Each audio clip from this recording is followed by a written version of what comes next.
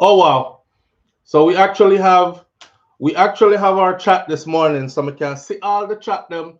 Shout out Esserin Odetta, thank you for being the first one in this morning. Kata Jai Empress, thank you for being the second person in this morning. Shout out to the people going out to work this morning. Shout out to the people coming in from work this morning. Extra special big up shout out to the people who work multiple jobs. I have the utmost respect for you. Shout out to my entrepreneurs, my stay-at-home moms and pops, my retirees. Shout out to the drivers. Shout out to the Uber driver, Lyft driver, truck driver, taxi driver, food delivery drivers, round town and long distance truck drivers. Shout out to the crossing guards, the school teachers, law enforcement personnel, medical field personnel, military personnel. I said stay at home moms and pops already, right? Yes. Shout out to the retirees. Shout out, whatever your job description is or your position or disposition is in life right now, shout out to you. Shout out to every single clean hearted, good hearted person who wants good for others as much as you want good for yourself. This is a special shout out. Shout out to the security guard them out there. Big up on yourself. And thank you for all that you do. Shout out to everybody tuning in this morning. You get granny to watch. Hold on there. Boy, may I say, hold on.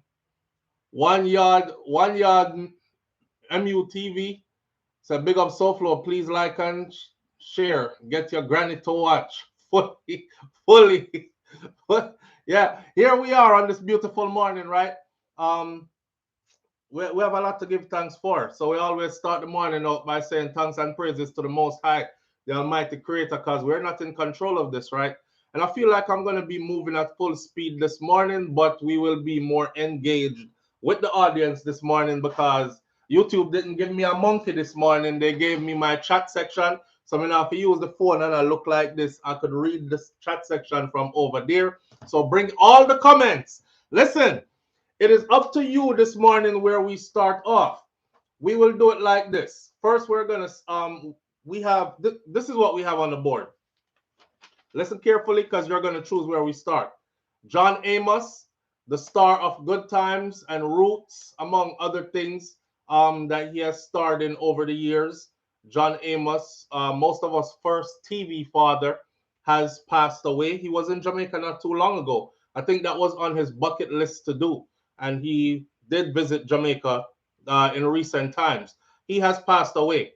Andrew Holness, fighting the Integrity Commission. Andrew Holness is now locked in a fight with the Integrity Commission, which that's going to require a lot of reading this morning, but I think it's worth it because the details are super interesting.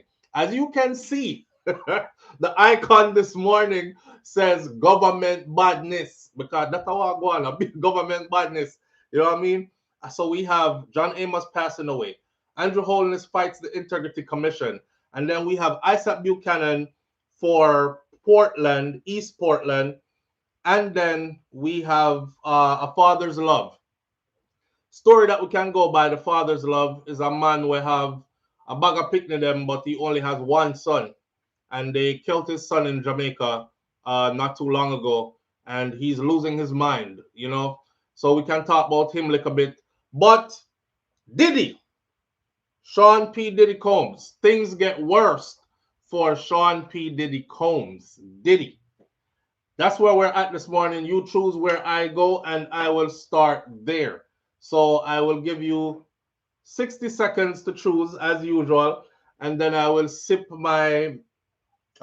This is soursop leaf and fever grass tea this morning. Soursop leaf and fever grass tea this morning. Diddy it is. Let me see. Diddy.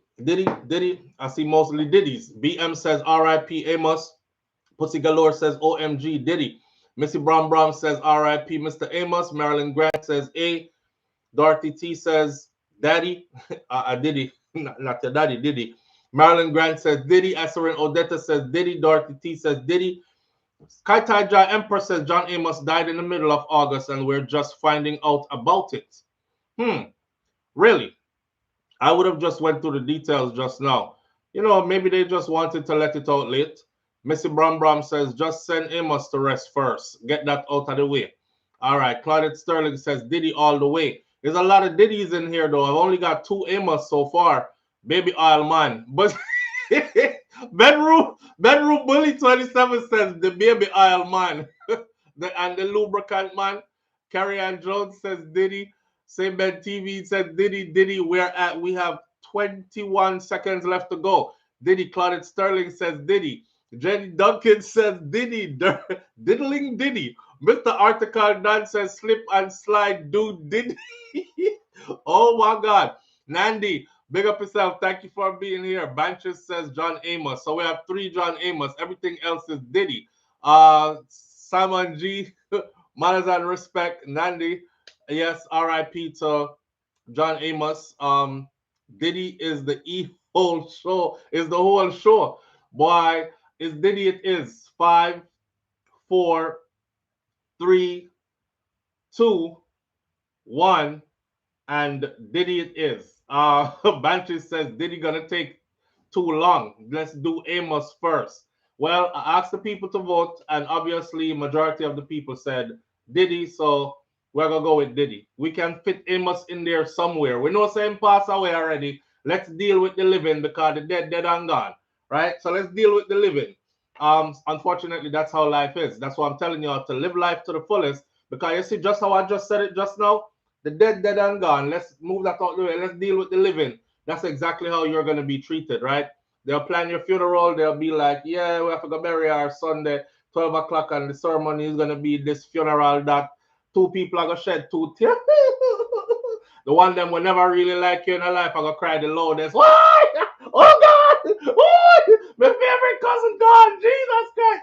And then next week, nobody remembers you. Life goes on. So it's like, get that dead one out the way and let's deal with the living. That's life.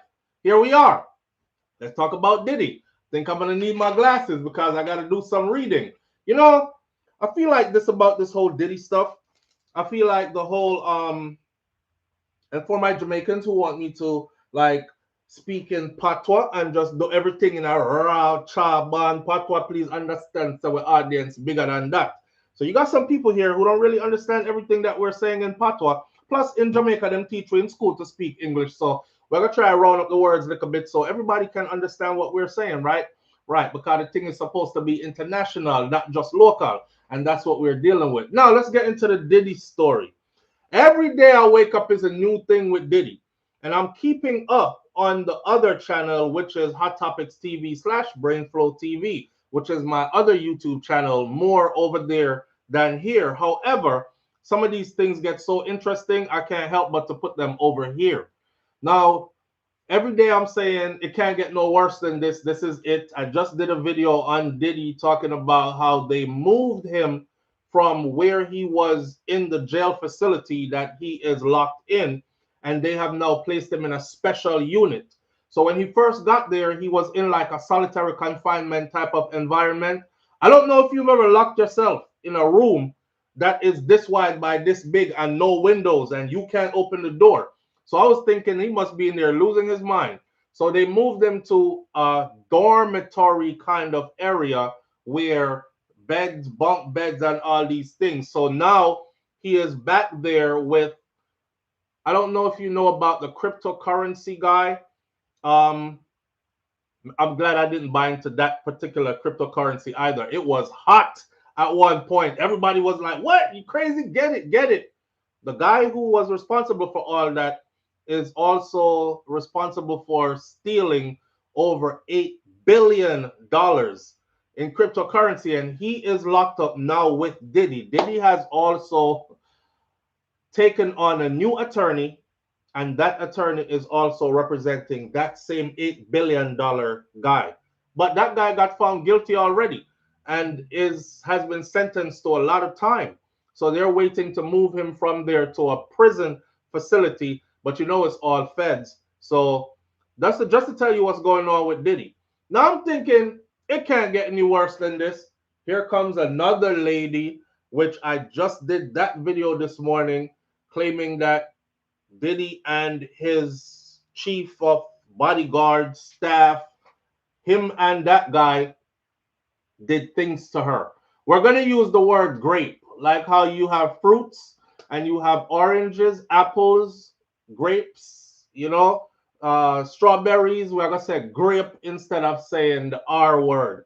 For those of you who are triggered when the R word is used because this has been done to you before or you endured similar situations, this might not be the video for you. You know what I mean? We're going to get into some details this morning. We're going to try to substitute certain words for other words. So please listen up carefully. Matter of fact, it's to our best interest not to use certain words, because once YouTube hears them in your video, they flag the whole video. I tried putting up a Lisa Hype tribute / reunion with Vybz Kartel and a look at her dancehall legacy, but YouTube kept flagging the video and saying it's adult content. She did a wind up her waist, them say it's sexually suggestive.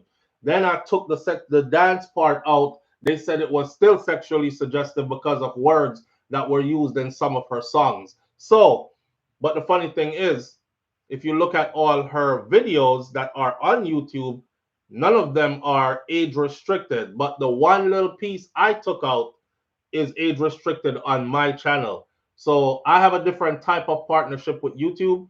So I have to be a bit more careful. I'm just explaining so y'all understand when we change the word, like from the R word to grapes, right? All right.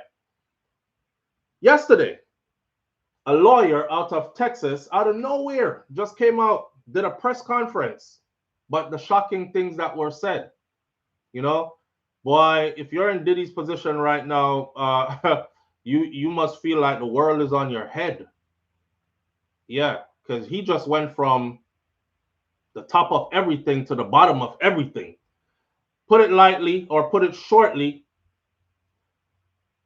this law firm says that they have stories documented from over 3,000 people. It gets worse. From over 3,000 people who have given them stories that they have recorded and documented. And he was reading out some of the details in the stories yesterday. One girl said she was walking down the sidewalk and then she saw Diddy appeared and said, you want to come party with us? And she was like, oh, starstruck because it's Puff Daddy, it's Diddy, it's Brother Love, it's this icon. Want to come party with us? Of course. Next thing she knows, she wakes up the next day in his bed, all holes on fire. Read between the lines. Don't make me spell it out. There's so many of the stories, though. So they have over 3,000 of those. And the law firm itself has already vetted whatever the vetting process is. Give me some proof, maybe, something like that. They've already vetted and they are representing over 120 of them so far. So now Diddy has over 120 new cases against him, all charging him with sexual battery and abuse and them kind of something there. Right. I was still saying he's going to be all right because I see a lot of this as a money grab, right? People realize that, oh, we could get money from this. Because come on now, 3,000 and something people. In order for him to have done that to 3,000 and something people just randomly off the street, here, there, and everywhere, that man must have been doing just that alone.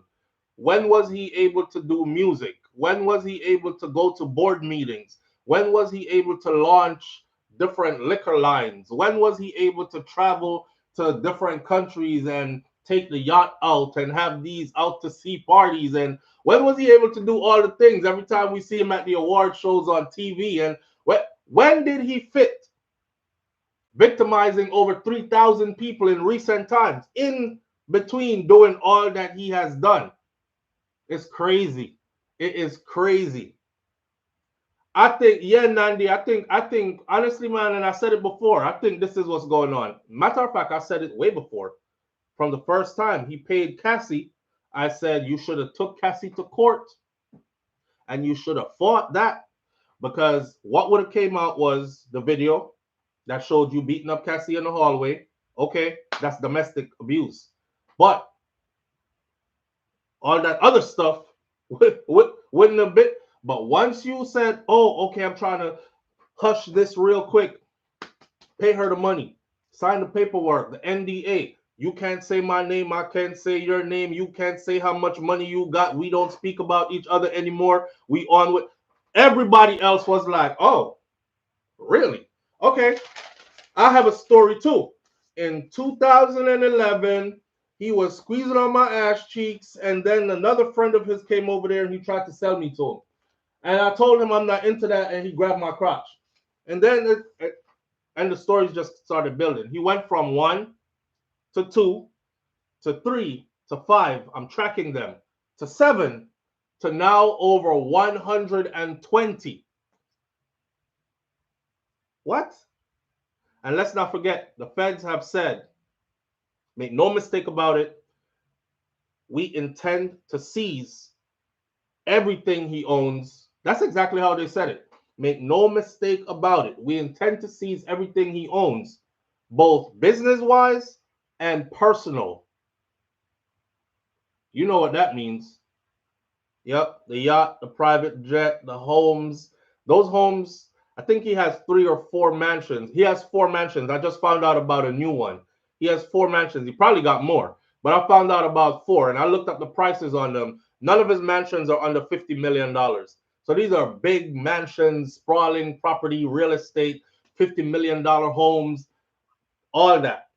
What they normally do in cases like these is if he is found guilty, they will do him like they did R. Kelly.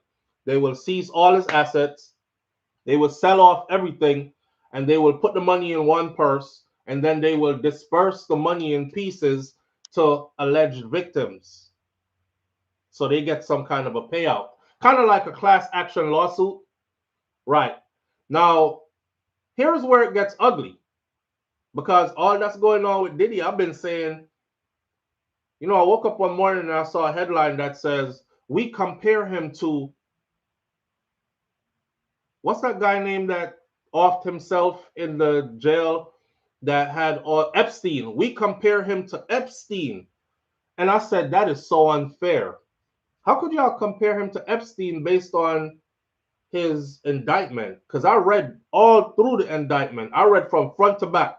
It said nothing in there about minors. Epstein's whole operation was about minors. Diddy's whole operation, although it may be grotesque to some, was about adults. So how could you compare him to him? I'm like, yo, they're slaughtering him. This is what you call the character assassination. I mean, he did it to himself part of the way, yeah, but is he guilty of everything they're piling on him? Epstein? Okay. They must have heard me. They must have went back to the lab and said, we need some minors in here because people are saying, you know, he can pass because it's all adults. Let's throw some kids in here. Well, here we go. Sean Diddy Combs now faces 120 explosive abuse claims, now including minors. Sean Diddy Combs, one of the music industry's iconic figures, is now embroiled in a massive legal battle facing a wave of fresh sexual abuse allegations. From now on, I will say abuse allegations. High-profile Texas attorney Tony Busby announced that he is representing 120 individuals from his law firm alone, including 25 of them minors, who have come forward with shocking claims of abuse spanning more than 25 years. At a press conference that was streamed online, Busby shared harrowing details of the alleged abuse, some of which involved children as young as 9 years old. According to Busby, have undergone rigorous vetting and corroboration in order to be accepted as a client by his law firm. Now, you know, I'm thinking to myself, what was the rigorous vetting and corroboration process? in order to be accepted by his law firm. See, I remember a top tier attorney doing a spin-off on what's going on with Diddy, and he said, these were his words. He said, this Diddy case is a dream come true for any attorney. This right here can make your legacy. This right here can boost your law firm all the way to the top. So I'm expecting to see way more cases come out because these attorneys are going to be picking these cases up. Yeah. You sound like you. Let's go to court, right? Busby clients include 60 men and 60 women, including victims who were minors at the time of the alleged incident. One case involves a 9-year-old boy who, while this 9-year-old was pursuing a record deal at Diddy's Bad Boy studio in Manhattan in New York, he was sexually abused by Diddy and other people there without his parents being present. Another underage boy was allegedly coerced into performing acts after being promised that they were going to make him a star after they got him away from the presence of his parents. First of all, you can't take my 9-year-old nowhere. If my daughter can sing and I come to your record label and I'm like, yeah, we're here to talk to, you guys invited us over because you saw my daughter's video. You said she had a beautiful voice. Bring her up to Bad Boy Records. We'll let you in and you can talk to the head honcho himself. And, oh, we're here trying to make my daughter's dreams come true. You ain't moving nowhere without me. Everywhere we go, it's me and my daughter in that building. Yep, I'm be right there. Like, not even arm's distance. You can't tell her, go sit in the next room, let me talk to you. Nope. Sit right here. She's good. She can hear everything you have to say, and anything you got to say to her, I need to hear it too because I'm her parent, right? I don't understand some of these parents, though.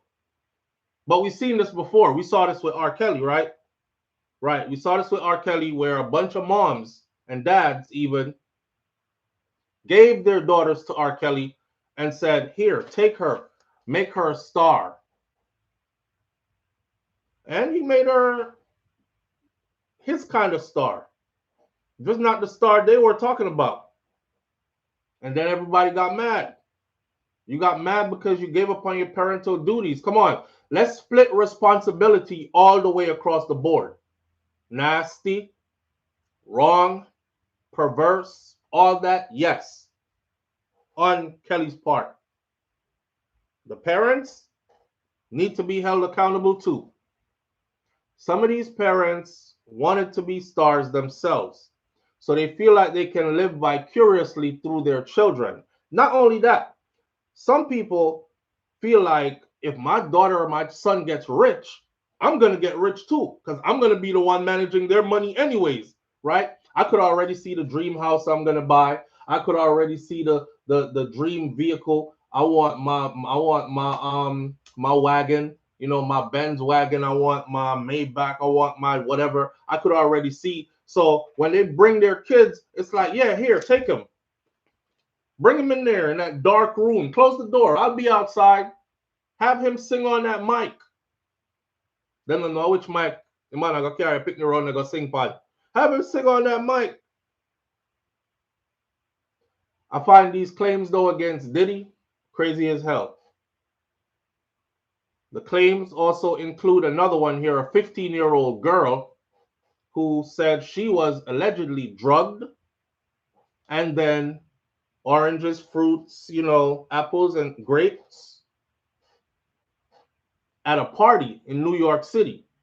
And according to the attorney, Busby, such events, including album release parties, New Year's Eve celebrations, and of course, Diddy's infamous white parties, where often the settings, these are where a lot of these youths were abused. I remember watching a video recently of Diddy's party, his white party. So his white parties, I'm realizing, starts out as a family event, right?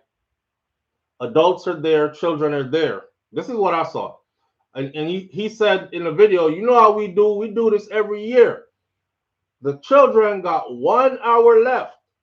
After this, they got to go because this about to turn into grown folks time. He took the microphone. He was on the second floor, came out of a balcony, out of one of the bedrooms of the mansion. People were partying down there, the kids, bouncy houses, everything, you know. And he came out and he said, 1 more hour for the kids. And after this, it's party time. Then he said, you don't need to be here, kids. The kind of party that we're about to have is the kind of party you're gonna want to come to when you're grown. And I remember him saying that, just like that. So 1 more hour for the kids, and then we turn up as adults. And I said, damn, I guess that's where the freak offs happen.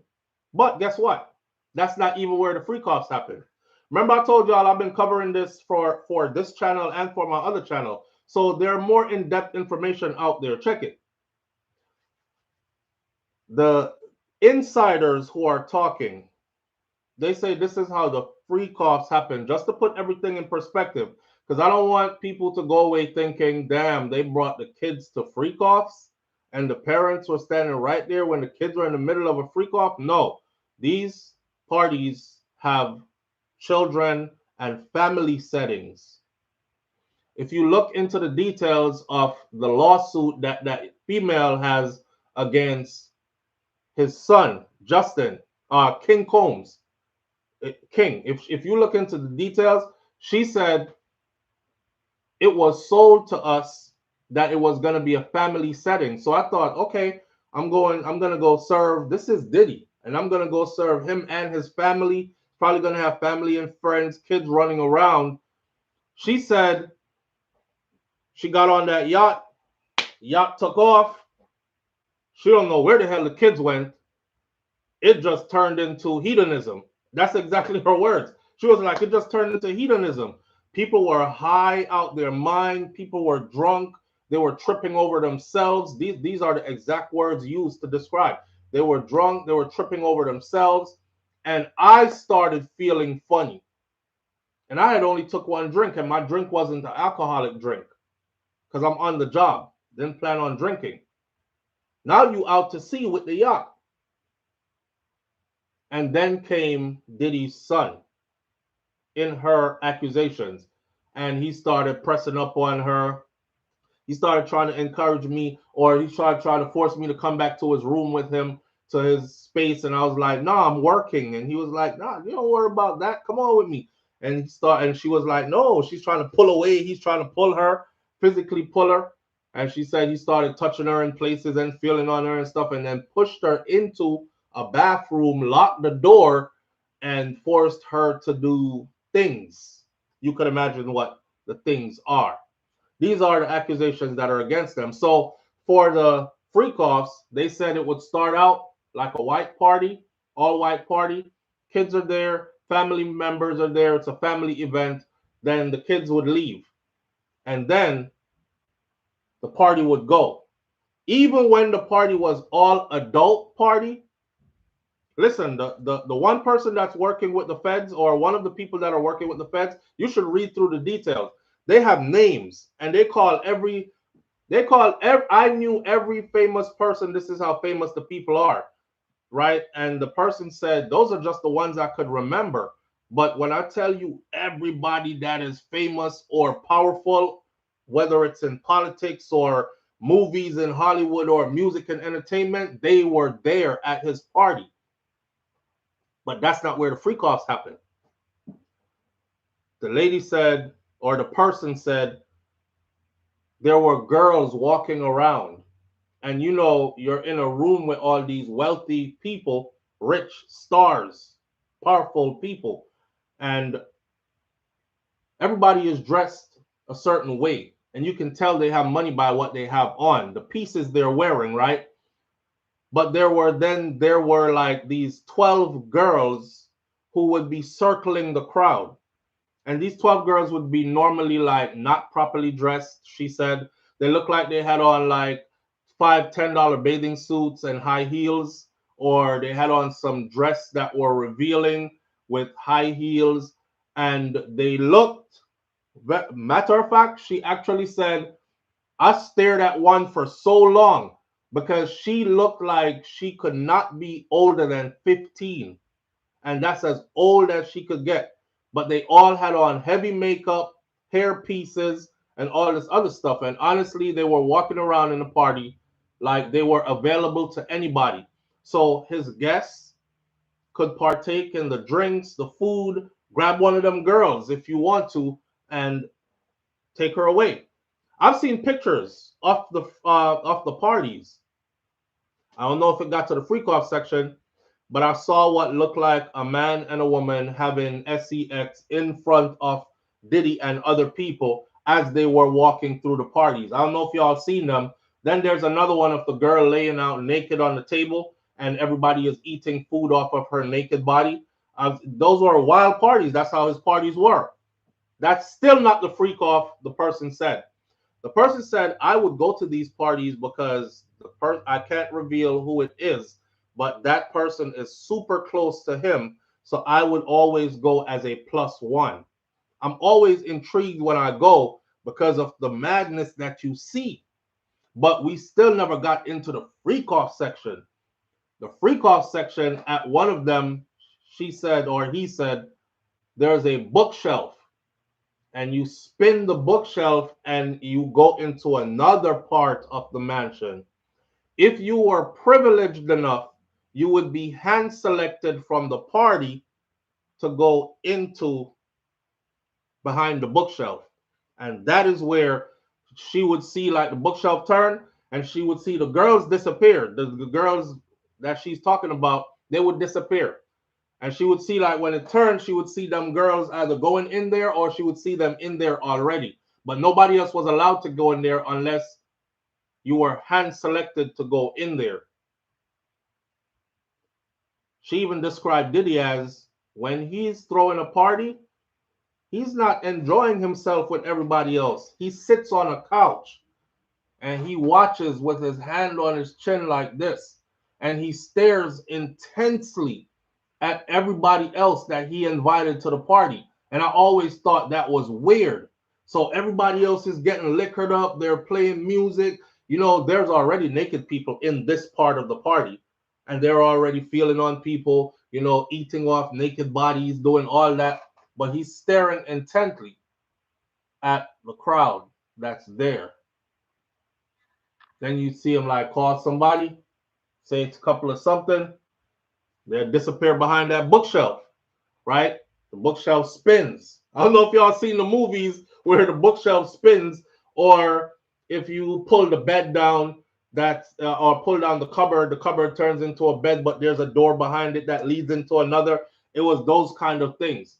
If you check the reports, they found those types of things in his mansions, right? So the stories are kind of adding up. Now, for this, boy, I don't know. The claim also says that the 15-year-old girl was allegedly drugged and grapes and oranges graped at a party in New York City. According to the attorney Busby, such events happened at places including album release parties, New Year's Eve celebrations, his infamous white parties where they wear all white, which started out as family events, and were often settings where these alleged assaults occurred. All of the victims were at some point seeking either to be on television or some to have some sort of musical career, and this was promised to all of them. And that's what they all have in common. You know, We're going to make you famous. We are going to make you a star. Wow, you can sing, Busby said. But instead, basically, it's alleged that Combs did things to them so that they don't want to have anything to do with the entertainment industry ever again. Man, a web of abuse and cover-ups.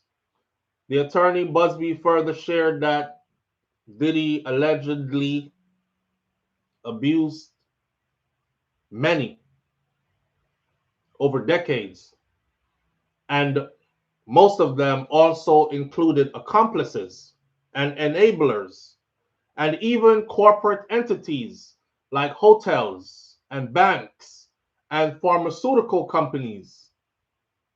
He plans to file the civil lawsuits against Sean P Diddy Combs and other potential co-defendants, including those who allegedly stood by and did nothing as the abuse unfolded. Now,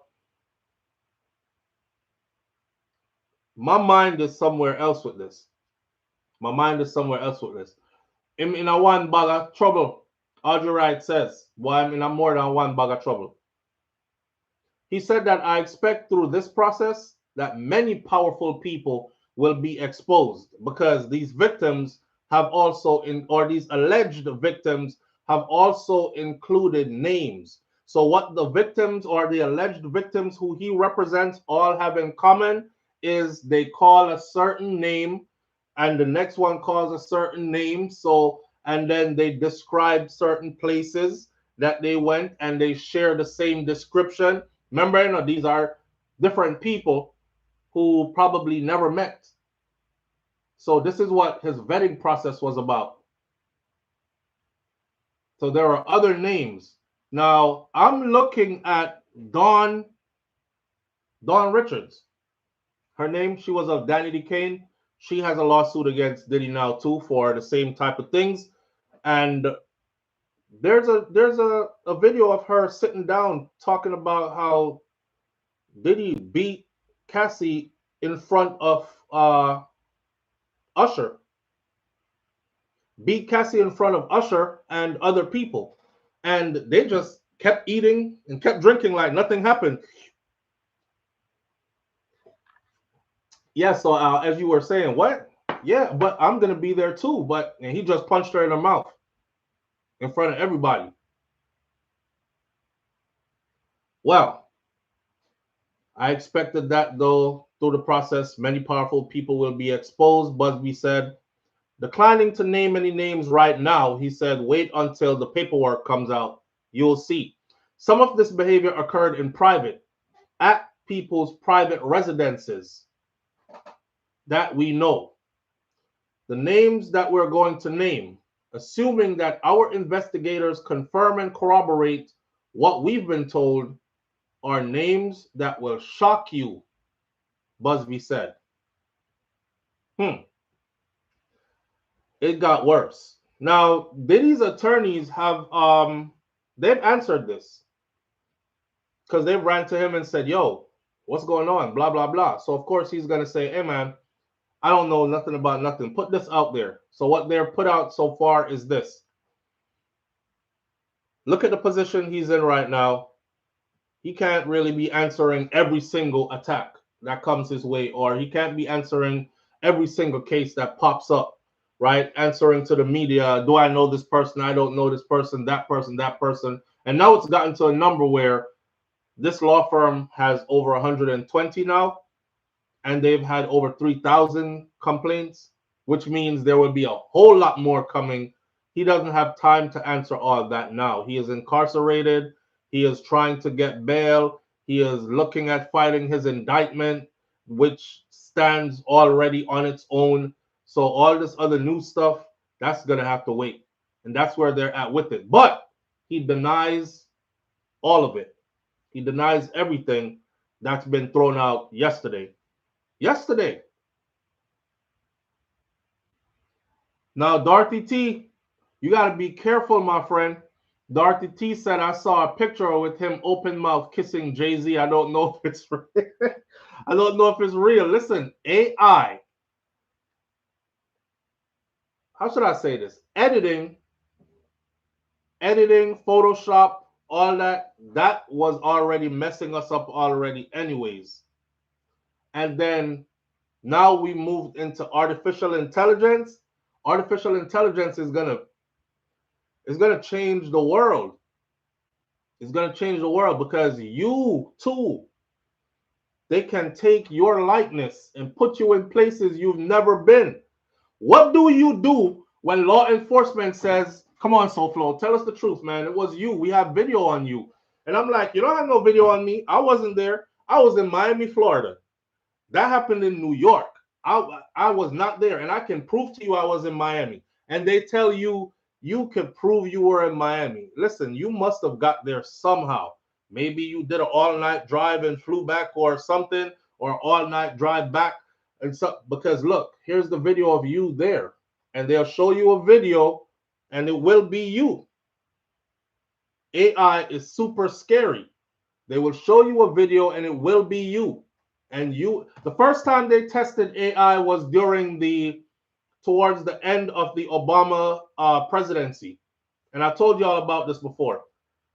President Obama got up there, did a speech, and I'm listening to the speech. And then at the end of the speech, President Obama takes the mic, throws the mic, picks up the podium, slams it, breaks the podium, and then said some, fuck this, and then adjusts his suit and walks away. I'm on my phone like this. I'm like, yo, some major news entity must have this. I gotta cover this. When did he go out of character like that? This is crazy. It was an AI generated video. It was so real, it fooled me. I thought I was watching him really go out of character like that. So y'all got to be careful of the stuff that you're watching. Just the other day, I was about to do a story on Meek Mill. Because, you know, Meek Mill is a good friend of Diddy.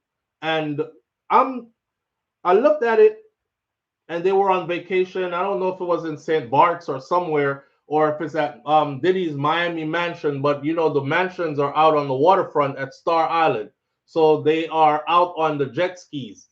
And one of the pictures was Diddy hugging Meek Mill from behind, and both of them are on a water scooter.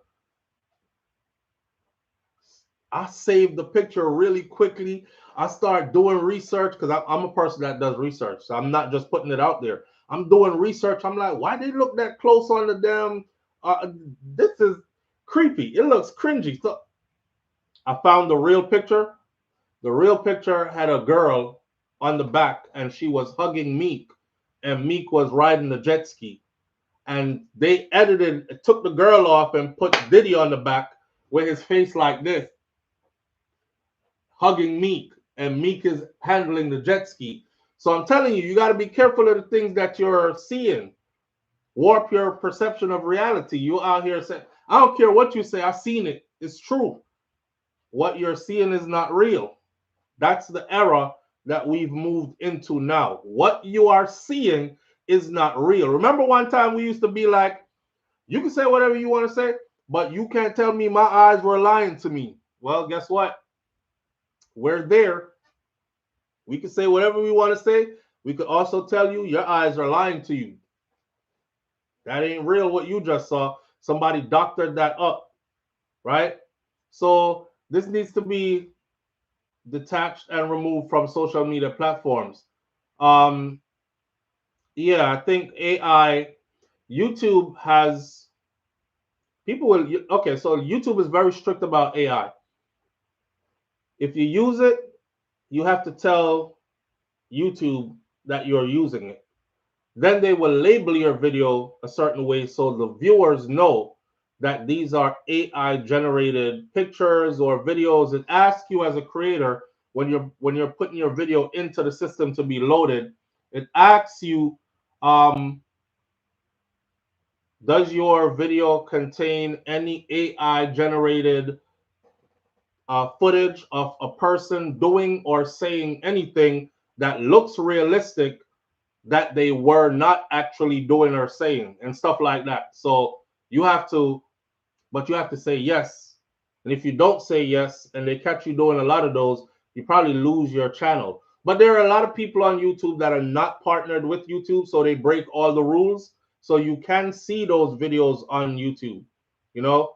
But for people who are partnered with YouTube and who cherish their platform and don't want to lose their platform, we wouldn't try that because we have to abide by the rules, else we end up losing.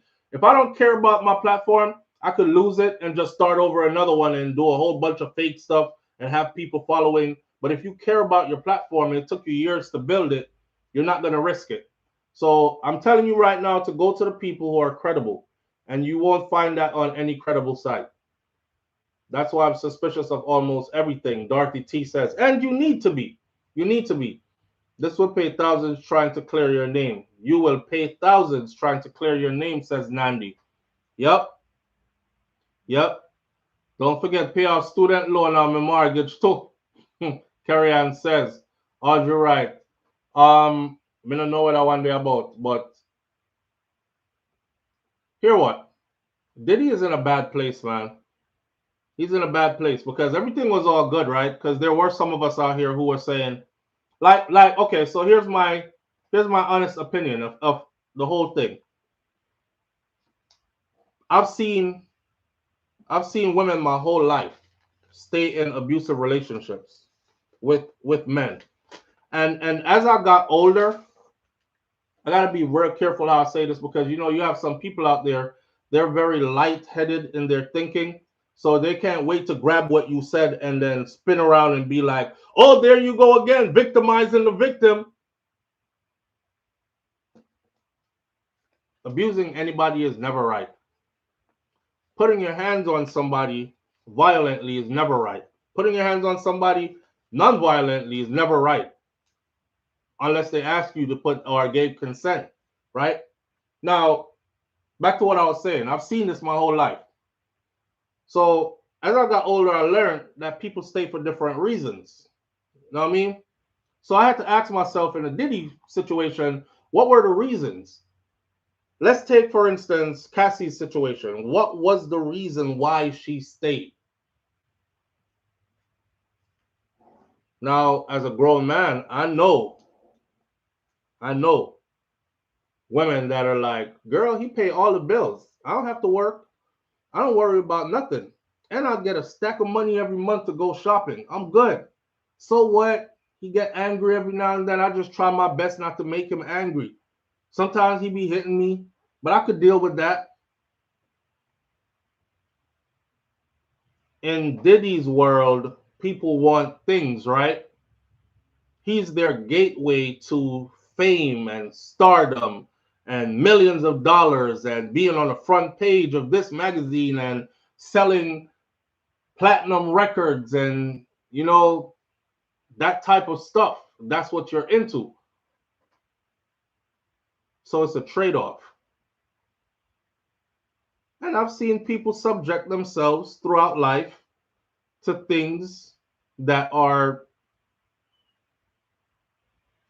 unsavory, that are even crazy. You ever seen somebody do something and you're like, why the hell are you doing that? And they're like, man, it pays a lot. And then your reply is, well, I'd rather be broke my whole life before I do that. Right. Just like the stories we've done where, remember we did that story where the girl flew out to Dubai because her homegirl she was like, we graduated high school. We've been friends since we were in like kindergarten. We grew up together. All of a sudden she took her different path. And I'm thinking, why she traveling a lot? She going, I'm thinking, yeah, my friend blowing up, but she is not letting me in on how she's getting all this money. She got a condo in a gated community. She got this, she got that. She drives a luxury car, too expensive for. She does this. She's flying out regularly. One day I finally asked her. I said, come on, man. You have to tell me. I'm your girl. I'm your bestie. You got to tell me. She was like, yeah, Kaitai Jai, you remember the story, right? She was like, man, if I tell you this, you can't tell nobody. because her bestie knew her family. They were really close, right? So she was scared that even her bestie would know what she was doing and somehow leak it to maybe her brothers or her mom or made her soar to secrecy. She wouldn't. She told her how much she got paid each time she flew out. She told her, if you want to come, I could arrange. Because she kept asking her, I need to make some money like what you making. Now that you know what I do you want to come? You want to make a trip? See what it's like? She said yes. When that girl came back, right? That was her first and her last trip. And she documented her trip for us. She said when she got there, none of the men spoke to them. First of all, you're picked up from the airport, people dressed in suits in big long cars, holding up your name. You feel very important when you reach. These are sheiks and oil-rich tycoons. You feel very important when you reach. We land in Dubai. We're picked up at the airport. We're whisked off to some luxury high-rise hotel. They tell us, go ahead and have fun. Charge everything on the room. They're charging everything. They're having a good grand old time. No limit to how much you could charge on the room, right? They'll come pick us up and they set a date to pick you up. Like you arrived on Friday, they'll tell you Sunday morning or Monday morning we're coming to get you. That's all right. Until then, do what you want to do. We in Dubai. We acting up. We having fun. Monday morning come. They come, they get you. Same people that pick you up from the airport, same type of people. You know, take you to the car, the fancy cars, whisk them off to a yacht. She said when she went on that yacht, as soon as she got there, she realized the vibe was weird because all the men that were on there were wearing almost nothing. None of them had a good body. They were wearing almost nothing. Big old, hairy, out of shape men were smoking big cigars, she said, and they were wearing almost nothing, and not one of them looked at us directly in our face. That's my first one where I started getting nervous, she said, right? The next thing that happened was one of the men came and took the girl that she was with, her bestie, and gave her to somebody and sent me the other way to somebody else. I seen my bestie look back at me like, bye, friend. I'm like, oh, shit. It happened so fast, she didn't know what to say. So she was like, here I am. I end up in a part of the yacht where I'm like isolated in a room. It's nice in there. It's not like you're suffocating for air or anything, but you're in there by yourself. And I'd like to be with my friend who I came with. They got her over somewhere else in a room by herself too. They about to have some kind of a get together or something. It got to the point where when they were ready for them, she said these guys, you would think they don't drink alcohol and use weed and all this other stuff because, you know, they're sheiks and Muslims or whatever, Islam, this, that, and the other. That's a lie. When they get all liquored up and out of character, then they send for us. And we're brought to the deck. When she seen her friend eat doo-doo because it was coming hot from her ass, she was holding vomit. Her turn was next. Her turn was next.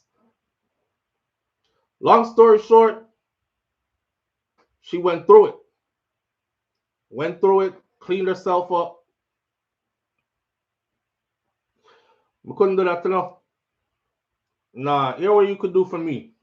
If the world got that hard, you could send me back to Clarendon, Jamaica. Give me a machete, a hoe, a fork, you know, the big farming fork them. Yeah, me we go plant yam. Dig yam hill and You know, plant banana and breadfruit and dasheen and cocoa and them things. And nobody's shitting in my mouth. She said that big hairy man squatted over her friend's face and she laid down and he friend caught it. And she vomited. She wanted to vomit. She had to hold her vomit. The funny thing is, she said after that, they barely spoke to each other because she didn't know what to say to her friend, and her friend didn't really know what, like, how she see her now. Her friend was like, damn, I could have done this by myself and not feel any kind of way about it, but now I let you in on my secret and now you acting funny. So you know, you could see the friends probably like, damn, she about to go tell people. From the time that happened to all the way back till they got back to the US, she said they barely spoke. But she wasn't trying to make her friend feel funny, but she didn't know what the hell to say to her. Like, this what you really do? So she told her when they got home, I'll never be making none of them trips with you again. And I'm surprised that that's what you do. How do you do it? The friend said, the money. Girl, I'll wash myself off, clean myself up, and spend that money. That's what I'm trying to tell y'all, that people will do gross things for money. So don't be surprised that people stayed with Puffy when he was beating on them, when he was abusing them, when he was being an abusive partner, because he had a lot of money. A lot of women right now out here, the man will beat you up, you couldn't wait for left the boy there, but no fun run, go back. Cause boy, you know, if it do this something them, I don't know whatever something them that is. A lot of them go back. Cause you know, so every time John thump me in my eye, him give me 20 grand and send me go shopping and tell me if I take a trip and go over so. Because that's what he was doing, according to Cassie's paperwork. Punch her in the eye.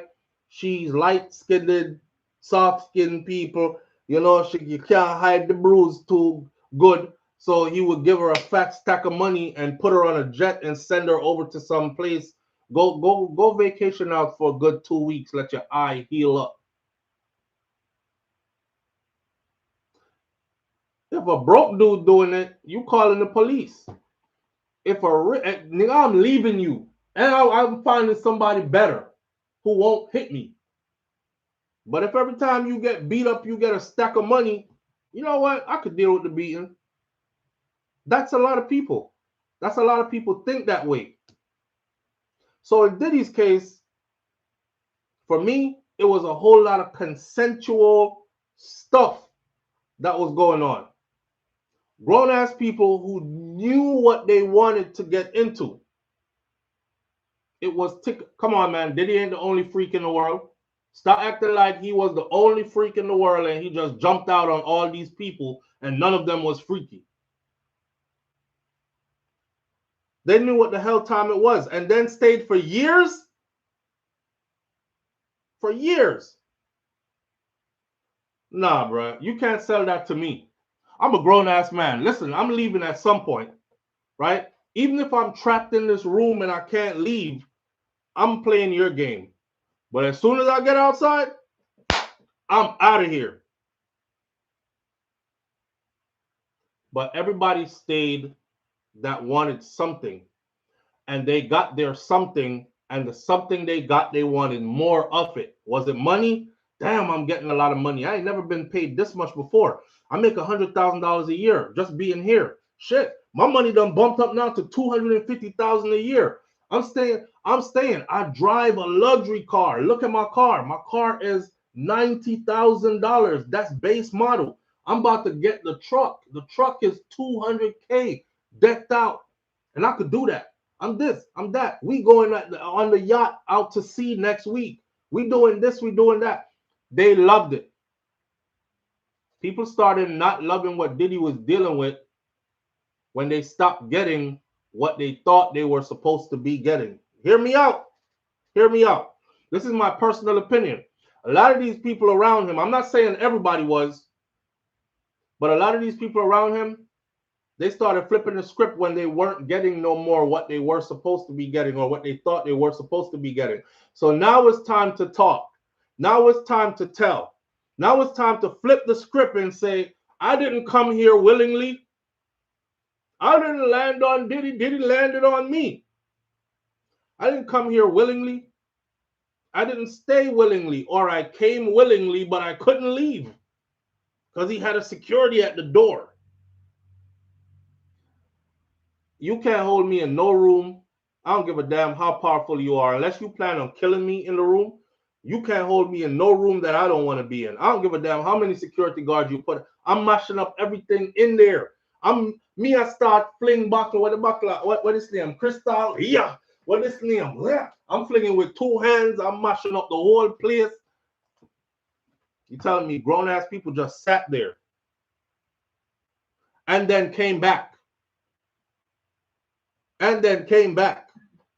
Live on the air with SouFLo. Good morning. Oh, go on, brother. Me there enough from Hogwarts. I don't know why the phone in our ring, but what? Me not sidestep on his story, but quick joke. See? One time, me and my friend them go down to Jamaica and thing. We have this virgin named Sebastian. Dog father, rich, because he own a little island in Texas. See? Same. And now I broke with the uptown. Now I broke my lip. See? Same. Anyway, long story short, we did get some girl up a yard and everything there. You know, every man have at least one girl or two girl in a room and thing. Anyways, I left up on the road, go buy something and thing. When I come back, here it was quiet for me. I say, I must run my poolside, everybody there. Yeah. Yes, and open my door. I'm a bridging that sit down over a girl face. A blood clash girl face in the dan. I said, I couldn't believe. I said, what the blood? Our? Our going in there. Brother, up until today, the man have the two girls them in a room. Do in a one eye girl in chest and do in a next girl face. And you know how much money you give them? You give each one of them 5,000 US just to do that. And up until today, he can't come to my right mind to be friend with him again because I never know say man in that thing there. Big woman thing, you know. Brother, I don't have a problem with people's sex life. See? I don't care if a man like man, yes or no. But if you like man, me not knowing say you like man, I'm still a par with you. Because they always say, show me your friends, I tell you who you are. And me no want to get the brand or label as that. Yeah, we just say two different things.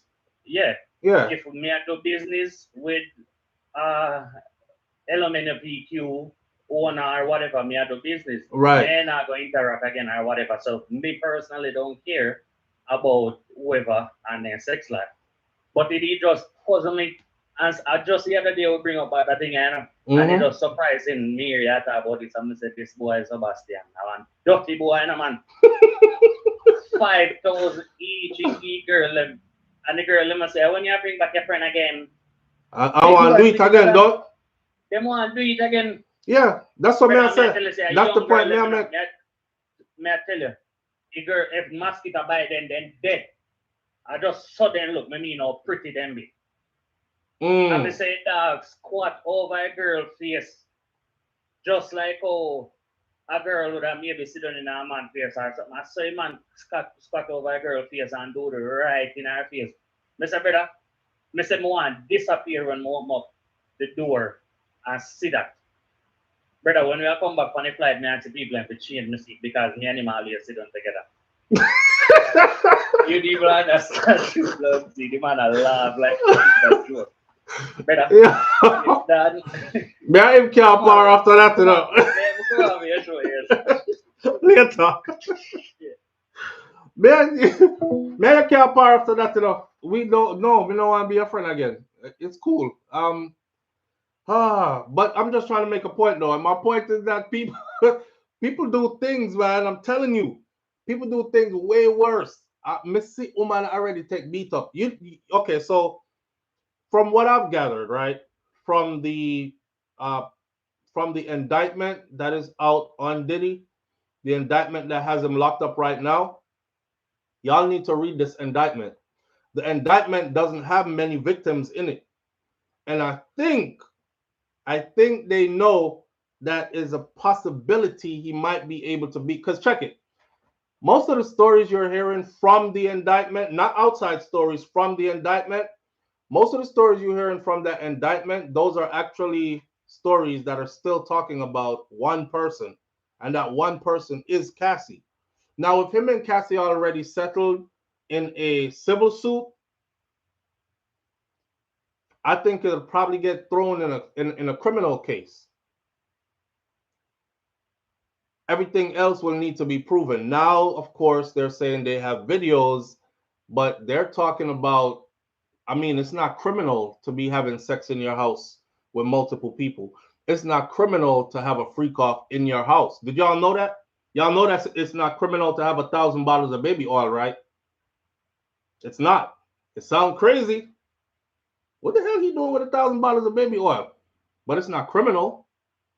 It's not criminal for grown people to say, yo, we meeting up at this house on Eldron Street and Jones Avenue Friday. My boy CP owns that, and he about to have a freak off party up in there. So make sure when you come that you ready to, you know what I'm saying, get that. And you show up and y'all busting each other down in there. It's not illegal. Y'all know that, right? Okay. So it's not illegal to have freak off parties. It's not illegal to be having 1,000 bottles of baby oil and lubricants. None of that stuff is illegal. What they said they saw on the tape, though, is where it gets hairy in court. You gotta have to prove that the person that said, I was drugged against my will, and when I tried to escape, they held me in there or made me stay or made it so I couldn't leave. Then we have a problem, right? Then we have a problem. But that's going to have to be proven. Now, the next thing the next bombshell they just dropped. Yesterday, it was said that someone who is way more influential and way more well off financially than Diddy was seen on his freak off tapes engaging in activities.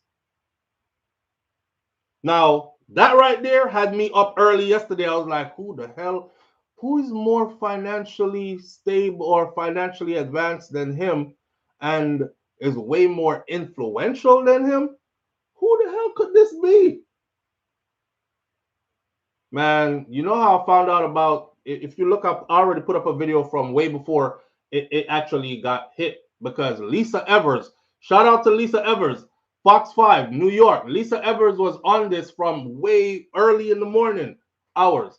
She said, we got word that Diddy will be facing over 120 new cases. This is early in the morning. Remember, I wake up at 2:30 in the mornings. I'm at the gym at 3 in the morning. I'm back home by 4:30, 5 o'clock in the morning after workout, right? So I'm paying attention to everything while a lot of you sleeping. But when Lisa Evers said it, I said, you know what? Lisa Evers never led anybody astray before.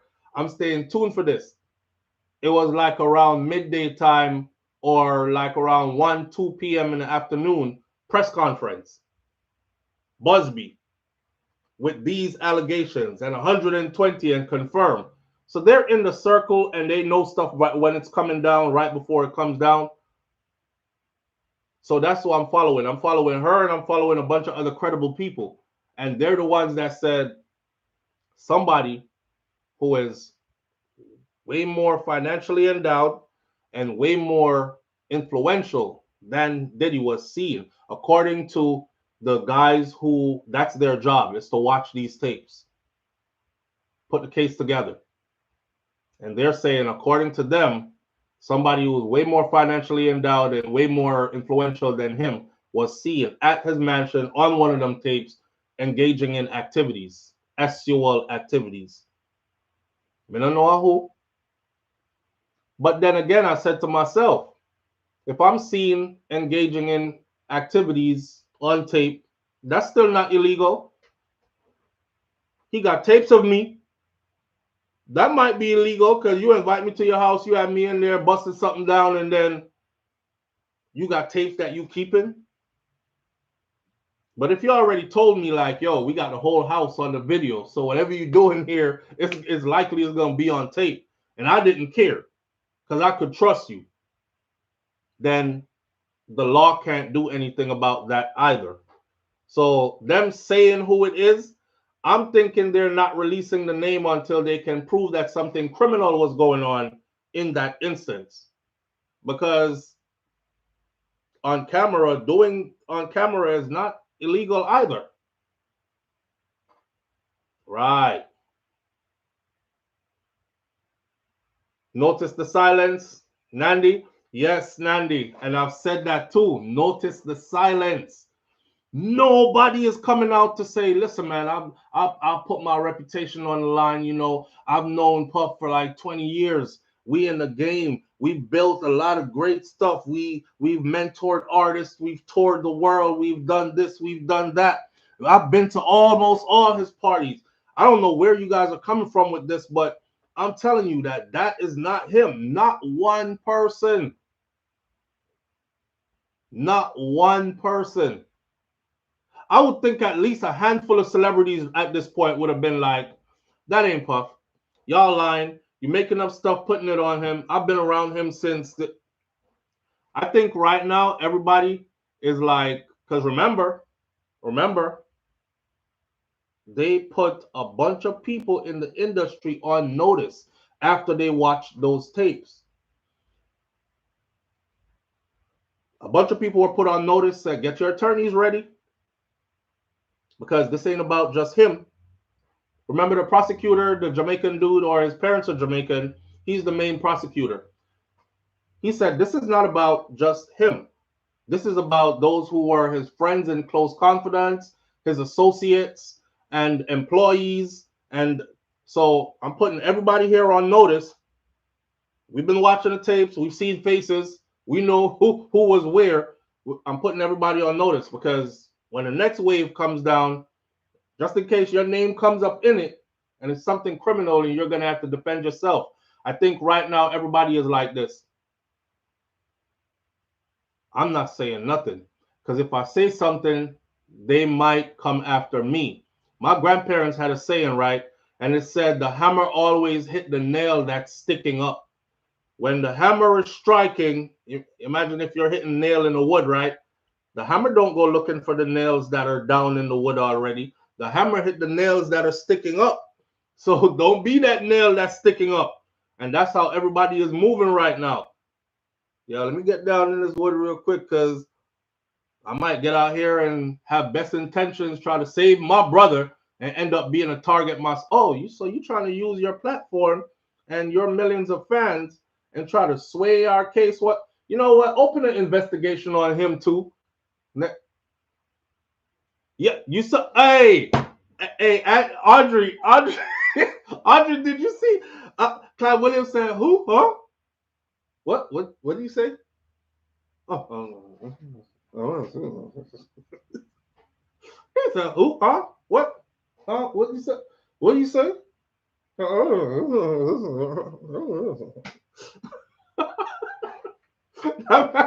Nobody develop an instant speech impediment / brain memories gone, Alzheimer's, dementia, gait problem because he can't walk good no more. As soon as they ask him that, gait changed. You know he can't walk right no more. What day is it? Oh, what do you say? Nurse. I don't blame him.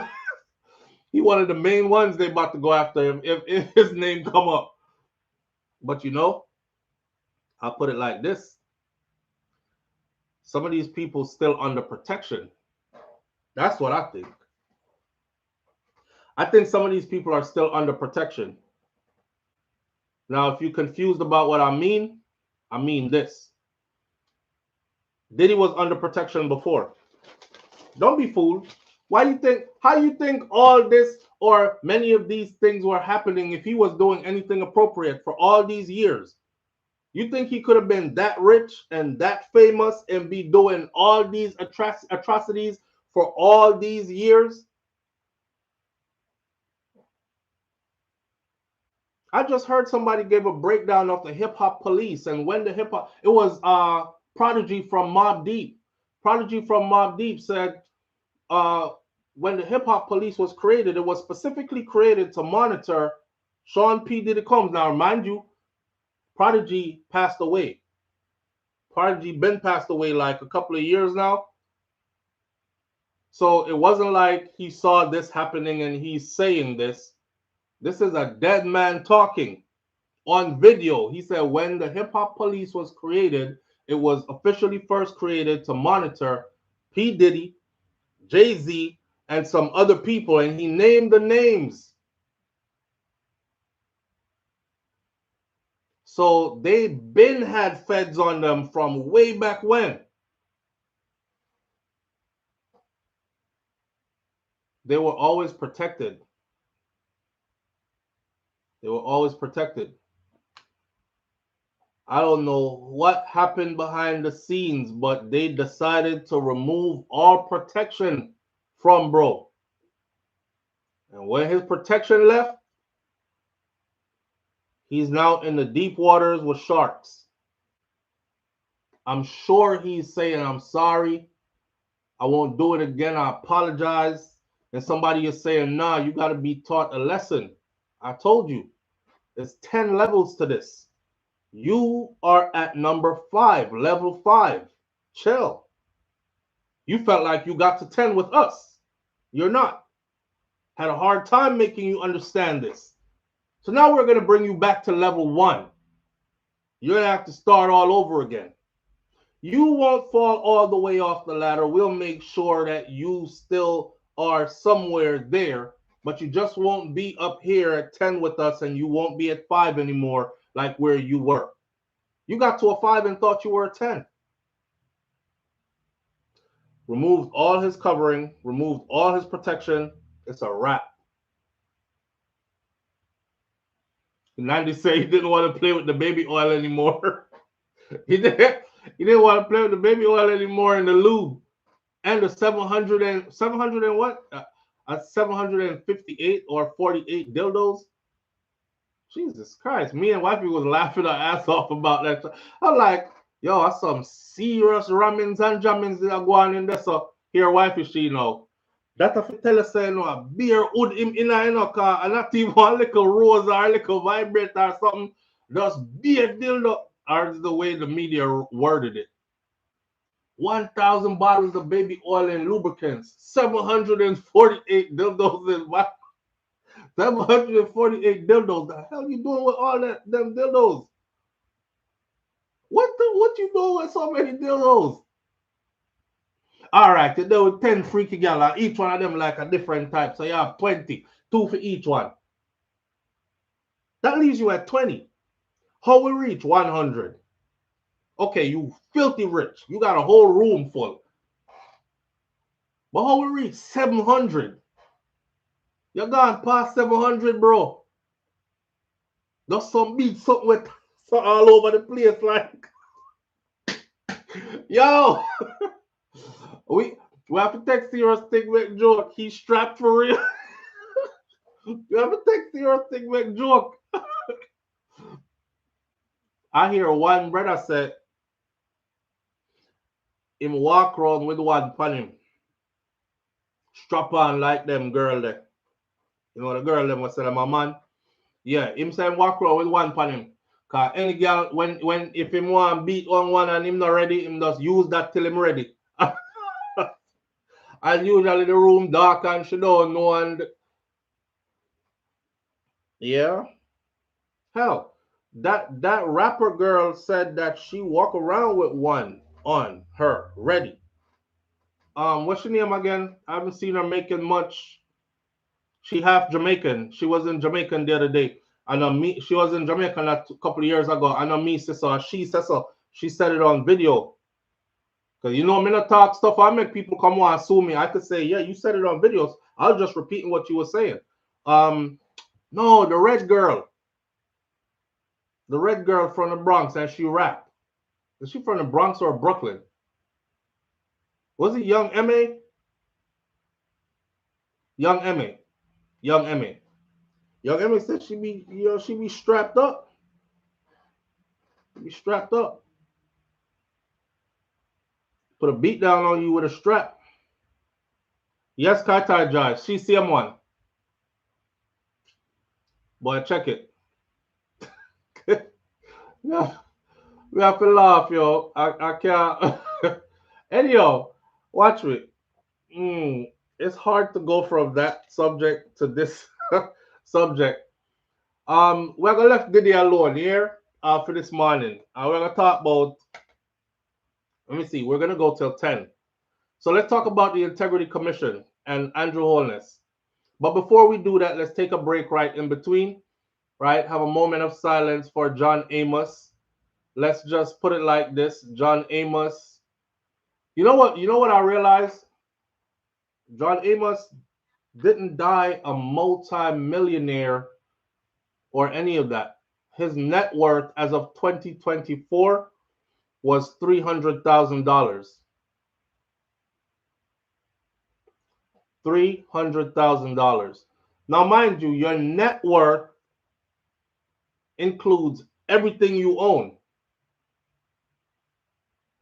Your vehicles, your house, your bank accounts, combined checking, saving, investments, all that. This is how you get somebody, this is how you calculate somebody's net worth. This is not your annual or monthly salary. This is your net worth. His net worth was $300,000 as of 2024, as of time of death. So he didn't really, and you know, he come from the time when people wasn't really getting paid millions of dollars to perform anyways. Like now, a lot of the artists today, they disrespect older artists like Lieutenant Stitchie going through his health crisis. And I got to keep explaining to a lot, because I see a lot of people saying stuff like, Lieutenant Stitchie him. No, waste out him money. Him never used to be big artist back in the day. The man they supposed to all do that make millions and have millions save up now. Squander out them money and run gone to church and now him can't help himself. Those guys weren't making that kind of money. Most of these people did what they did because they loved it. Not necessarily because it was a check in it. And a lot of them were starving. Now, as far as he goes, John Amos wasn't even an actor from the beginning. John Amos of Good Times has been announced by his son that he had passed away. Just this year also, he was in this kind of a family battle where they were saying that he was being abused. He died at 84 years old. His daughter had filed some complaints that he for elderly abuse. He came out and denied the complaint, and then he said him and his daughter have this funny kind of relationship, but he still loves her anyways. And he was still acting. He was still doing acting work. Matter of fact, his last piece of work was done on a TV series called The Suit. And that will be airing soon. So we'll see him on screen. Live on the air with SouFLo. Good morning. Blessings, my brother. Why you going with? Manners and respect, fam. They wrap up the show. As they talk about John Amos, just a read for the Instagram and that post and say she just a find out in bed from August 1st. Yeah. Or sometime in August. She said she find out through social media. Social media just like everybody else. Right. I'm like, what the hell? But I know that's another daughter where did file the complaint say he might get he was being abused. I'm not sure if that was the one, because I think he have two daughters. Right. But I think this is his youngest daughter. Wow. Yeah. She just he was messed up more. So yeah, boy. Go, your father dead, and you know 1 month later. Yeah, but them never that close, bro. And you know the word father don't really mean nothing to enough people and mother. No, that's true. You know what I say? You have to thank God so we have mother and father where but some people them relationship mess up with them parents bad. So you know. See. Family wars are going, you get treated like stranger and these kind of things. You see, all of me get married. My father get 13 pick, you know. See, and out of 13 pick me, I have used 1, 2 then. So 11 now, I'm only communicate so with maybe like 1 or 2. And it's bad, my cousin, you know why? Because as a smaller one, I tell them I do enough because I always try to keep the connection and keep the connection. Right. And I don't know what happened from before me born or in my young tender years great with them because they're bigger than me. But it can't be to one level where you we live like brothers and sisters. Right. You know what I mean? But you know, it is what it is. Such is life, my friend. Such is life. You know what I mean? But I realize no more. That's why I'm not trying with my I'm like, oh, yeah, you know, stick together. You know what I mean? And that's the thing. No matter the outside, the contents, and make sure you stick together with your brother, your sister, your mother, your father. No matter how it go. Absolutely. Stick it out. You know what I mean? Let me tell my youth them when we all just one thing I beg you, just not forget me. Live your life, but not forget. Seeing. You know what I mean? Just no matter me about. Seeing. I mean I them there about. You know, family everything. Bless up, I just not know that. All right, brother, manners and respect, see? Yeah. Yeah. Yeah, some of them little ungrateful, overprivileged, raw speak there. You tell them live your life, but just don't forget me. I first thing them do I forget you when they grow big. You just have to hope say it's in the cards for you. Yeah. But yeah, man, I don't know, you still gotta do your work and raise your children a certain kind of way where that's what I tell people all the time too, you know. Don't forget that them little people that you see around you, they're not gonna be little for long. And them are gonna be bigger, longer than they were little. So you better make sure how you treat them because it could be the littlest thing. You better have some patience with them. You better love them properly. You know what I'm saying? Teach them things to help them to advance themselves in life. Nobody be all short-tempered and disrespectful because you can't only disrespect little people for so long. Me I talk about children because them not gonna be children for too long. Watch your disrespect change. When them reach the age where you find out, say, yo, them can disrespect you back, you know, and you can't do nothing. Matter of fact, if you fight them probably beat you up too. I seen these old boys out here trying to fight these young boys. I'm trying to tell. I seen one knuckled up in a driveway not too long ago, and the young dude looked like him have that kind of body there. Like if him was a slave, then would have put him on the block first and get the most money for him because that one I look strong. Me don't know if him father never realized that him son grow this thick and strong, like him can turn brick out a wall. But you over there, Charlie, what? I'm your dad. What you saying? What? The youth swing 2 punch. That's it. He said, all right, you want to do this? Let's go. Take off his shirt. That's why I said blood fire that youth look like him fight people in a prison. Like them let him in a prison just to fight people, then them let him back out. I said, why are you trying to fight your son like that? You not see him. I know the same little youth who used to drape up and get your ass over here and shut up and don't say nothing to me. And this is a different youth. Oh, you forgot. The youth thump him one time on his forehead, right? And then the youth backed up and said, oh, look at his forehead. Instant lump. Instant lump. That lump, he grew an extra forehead immediately. That was out to here. You could have like scratched him forehead like Will. I'm like, man, and he walking around like this. Talking about what's up? What's up? I'm like, what's up? Somebody better take you in the house before your son kill you. But what's up? Because if you take another punch like that, funeral. That's what's coming. That's what's up, right? Don't be out here trying to disrespect these kids. It's not gonna last for too long. Know what I mean? And the worst part, which is my biggest fear, is they will definitely forget you behind when you need them the most. Because that's what humans do.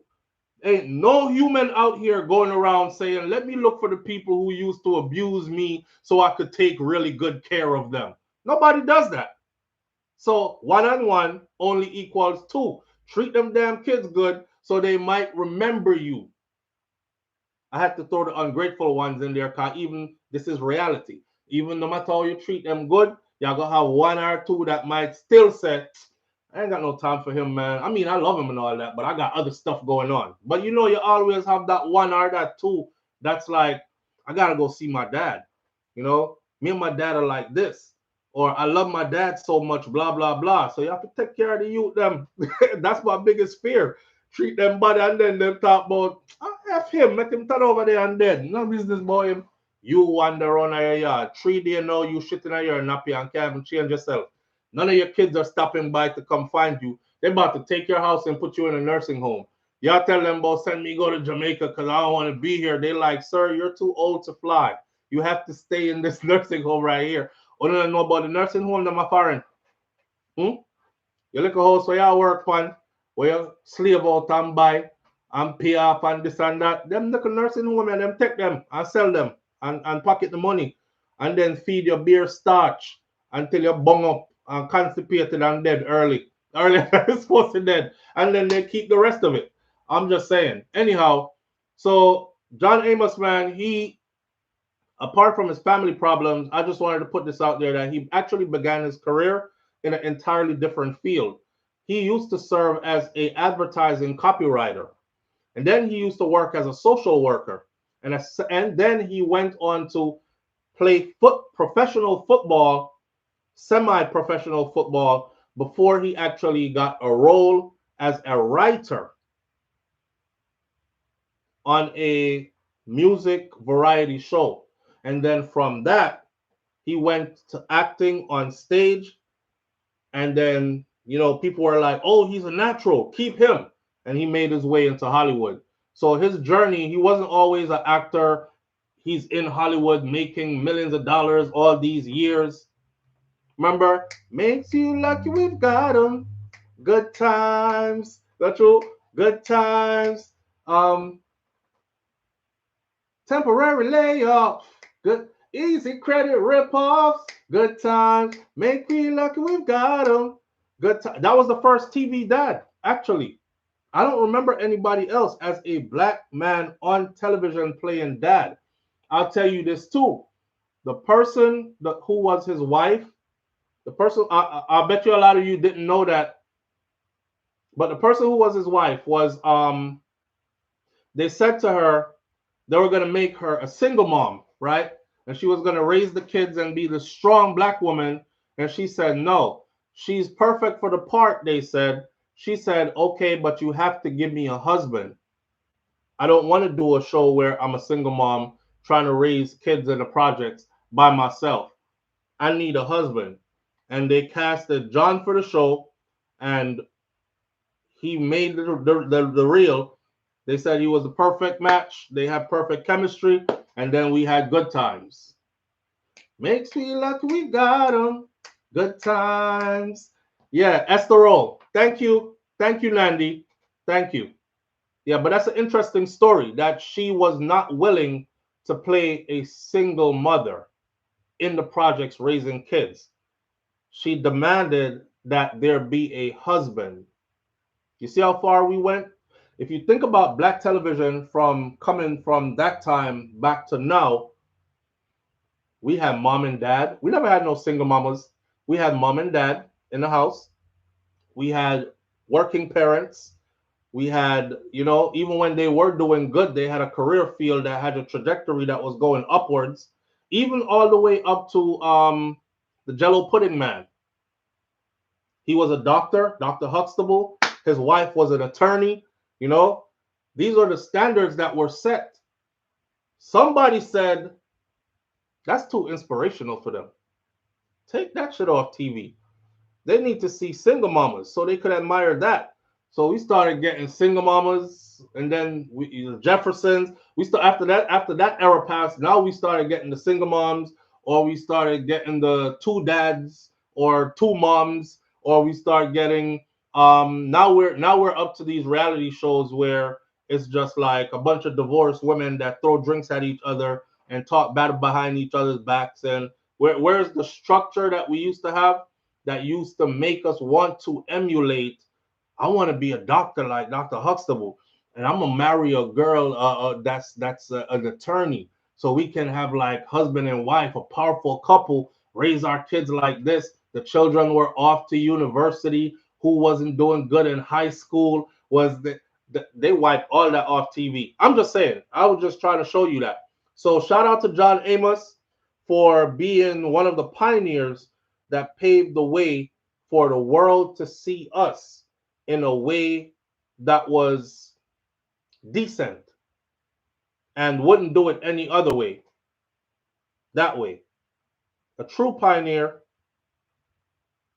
And like I always say to you, man, one thing is guaranteed to all of us is an exit from this life, whether you want to call it death or you want to call it transitioning. I call it transitioning.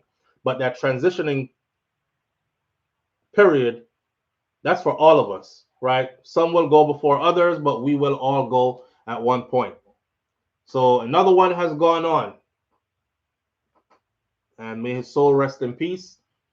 You don't have no problems anymore. You don't have to worry about earthly things anymore. How much is my net worth? Is anybody abusing me because I'm an elderly person? Is my daughter telling the truth? This, that, and the other. Out of here. With that said, let's move on to a quick little FYI for my Jamaican audience and those who have the power to vote. I realize that Jamaicans really don't get out and vote. They actually talk a lot on social media, but they do not get out and vote in numbers. They even get out and show up for the political affairs like street party and gatherings and all these. You know, when they put on them colors and come out and you see a sea of green or you see a sea of orange. But when it actually comes to the voting time day, only a small fraction of that crowd shows up to actually cast a vote. Now, with that said, the People's National Party has confirmed that attorney Isat Buchanan as its representative will represent as its representative for East Portland in the upcoming general elections. In a media release on Tuesday, the People's National Party said that Isat Buchanan was prepared to represent the interests of the constituents with commitment and focus. Isat Buchanan has made significant contributions to community service and advocacy, to establishing strong connections with the people of East Portland, and he has set his sights on initiatives such as improving education, healthcare, and economic opportunities for the residents of East Portland. He envisions a constituency that prioritizes collaboration, growth, and empowerment for all the people of East Portland. He said, quote unquote, his words, "I am honored to represent the people of East Portland." Buchanan also replaces another person who was Colin Fame Bell. Colin Fame Bell would have been the person who was going to go up against Ann Marie Vaz, who represents the JLP, Jamaica Labour Party. Ann Marie Vaz is the wife of the politician, what name? Vaz. I don't know. I can't get him out of my mind, and I don't want to keep saying it because they've already swept it under the rug or swept it under the rug. But every time I think of him, I think of the situation that happened with that young lady, with that schoolgirl. The young lady was a schoolgirl.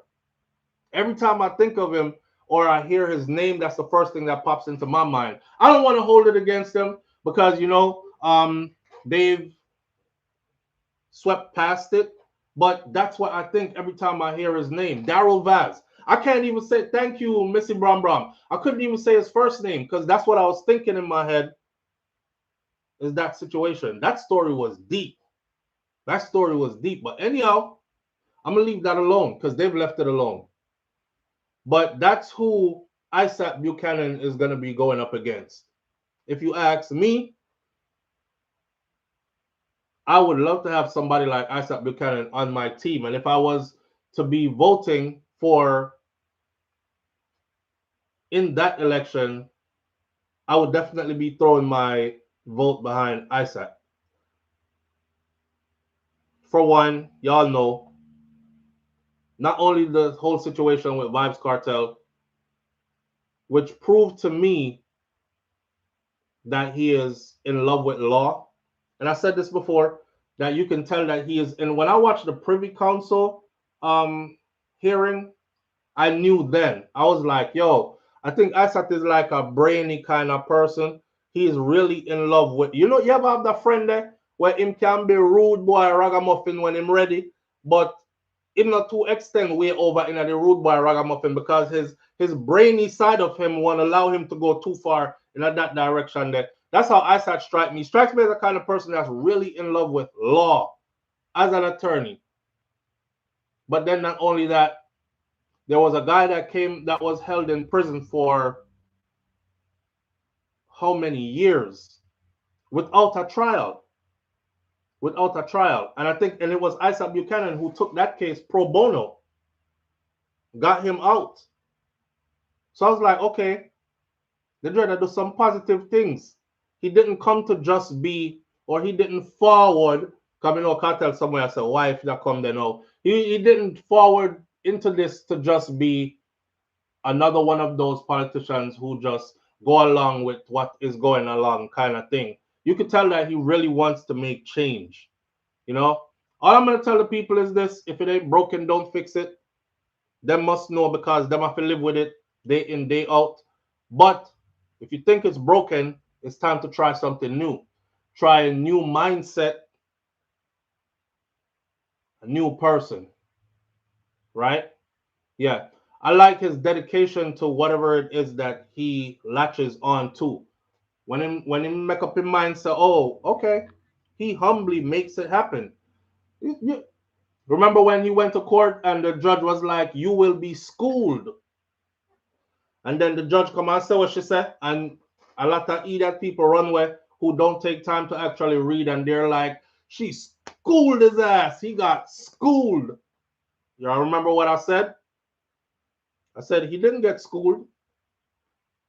She just went off of something that was there to show him that, you know, it's not within her bounds to do because they just changed the law.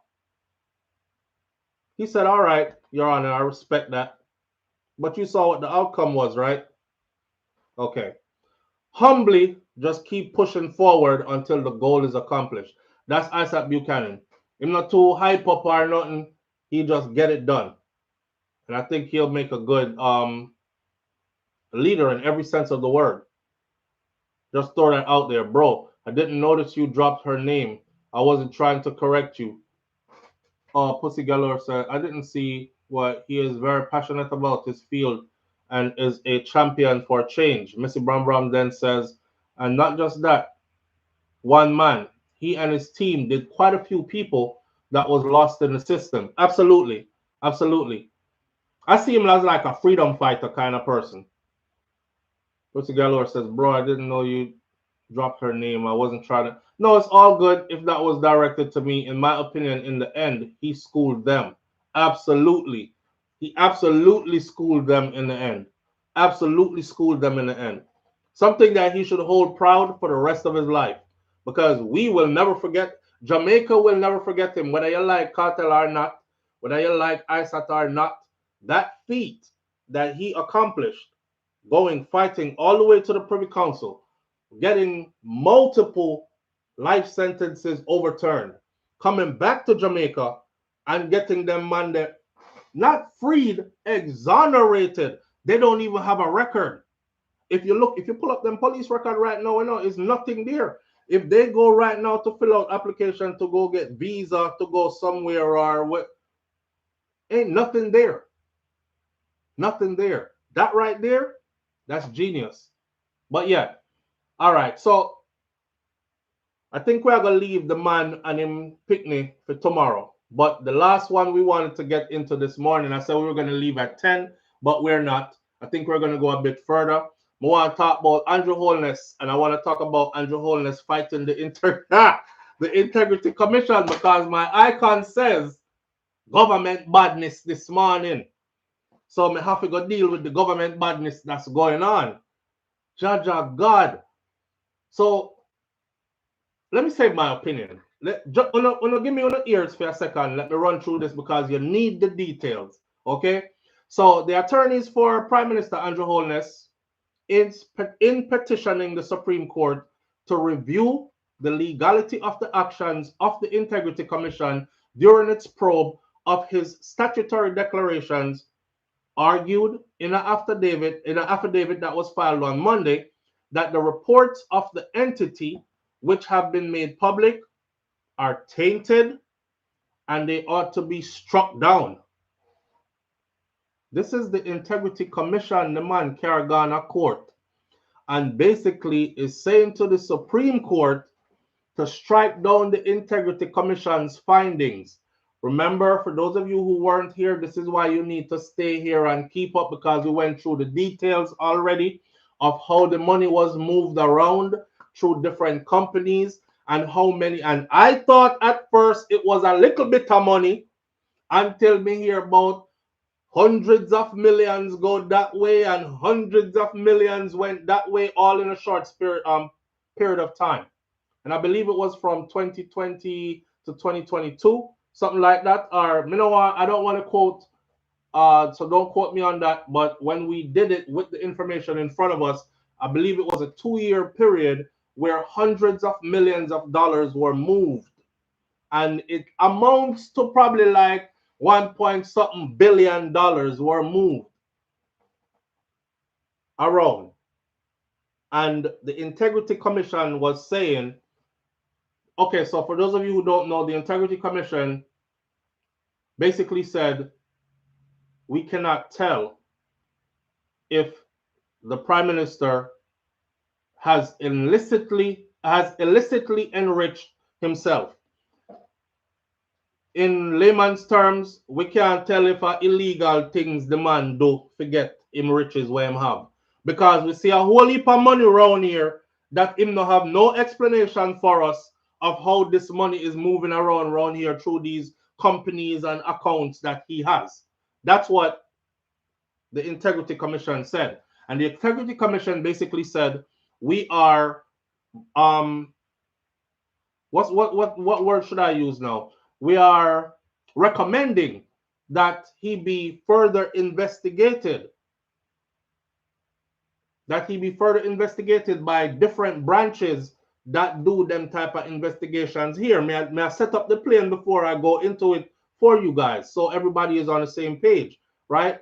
Now, when they said that, that means they are refusing to certify him.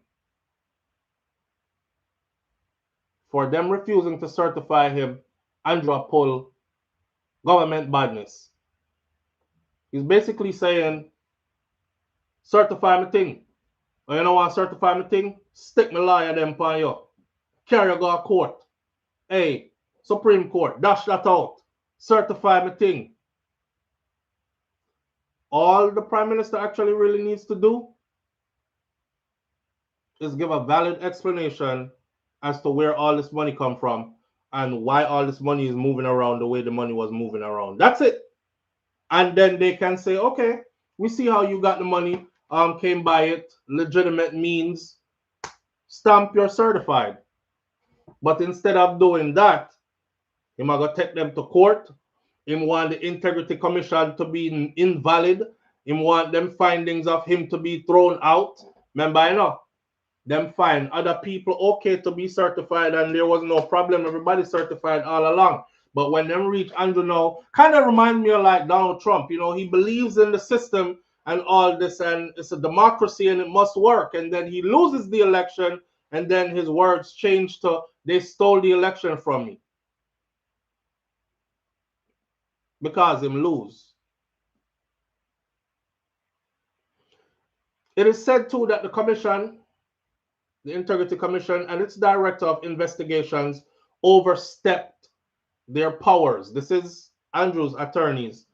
They are claiming that the Integrity Commission and its director of investigations overstepped their powers and they acted illegally and unfairly in recommending that Andrew Holness be investigated for illicit enrichment.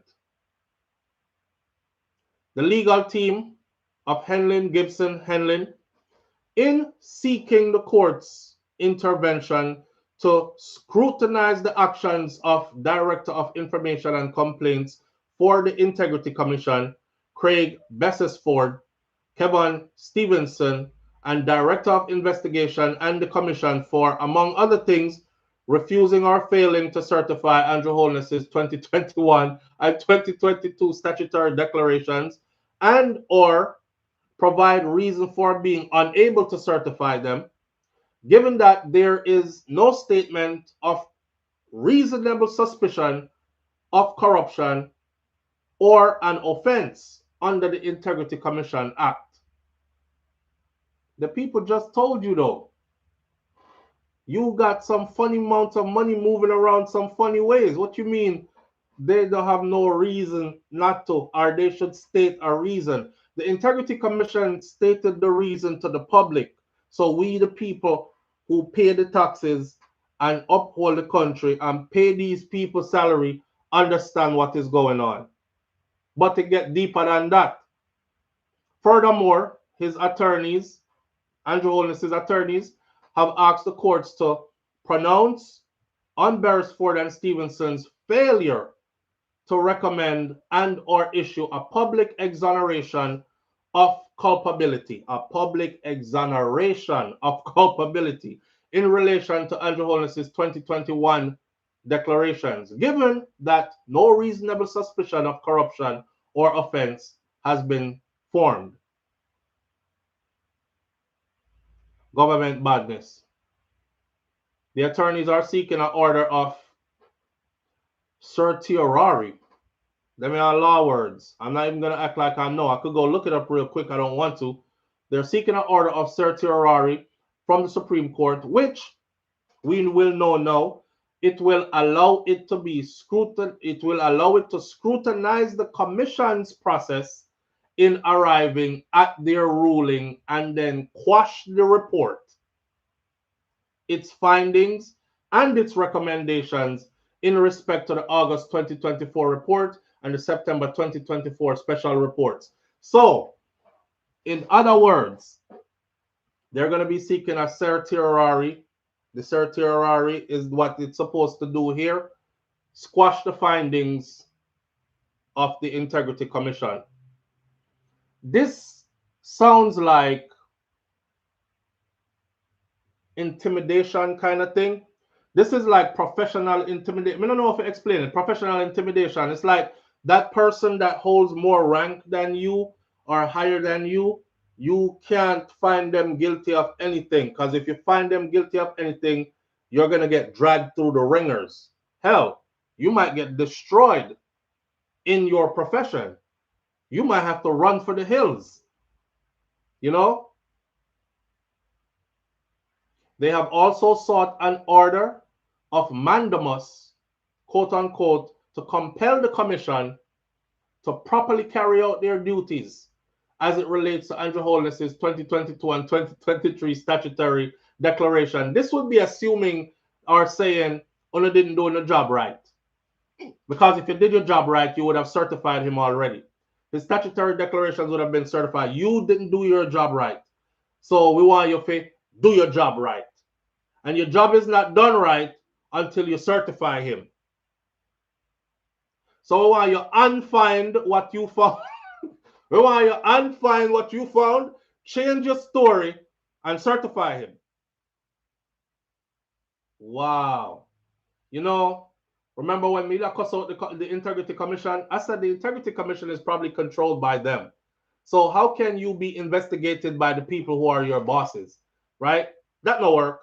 You have to be investigated by an independent party because you owe favor to your boss. Yeah, your boss. And if you find your boss guilty of anything, you end up unemployed, right? So that alone wasn't working good for me already. Then them come talk about the 4 little account them where mommy and daddy and one fellow employee and somebody else did have. And I was like, all this time, that's all the Integrity Commission came up with. All of us are not fools. You have more. And when I said all of us are not fools, you have more. 1 week later, this bombshell dropped. Hundreds of millions of dollars moved around between 2021 and 2023.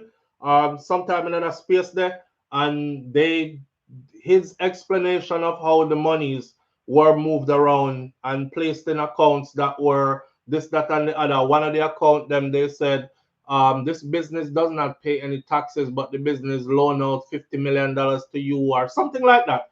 I don't know. I don't want to ruffle up the man feathers. I think you all need to go read into it, the proper paperwork, as people who are hearing this, or go back to watch our video where we did it when we had the proper information in front of us. But reading this, the attorneys now have also sought declaration by the courts to, among other things, affirm that the submission of the reports to Parliament for tabling, except for the matters relating to 4 accounts that were held by Holness, was unlawful and are illegal. So basically, they're forcing the Integrity Commission to certify him. There's a whole lot more.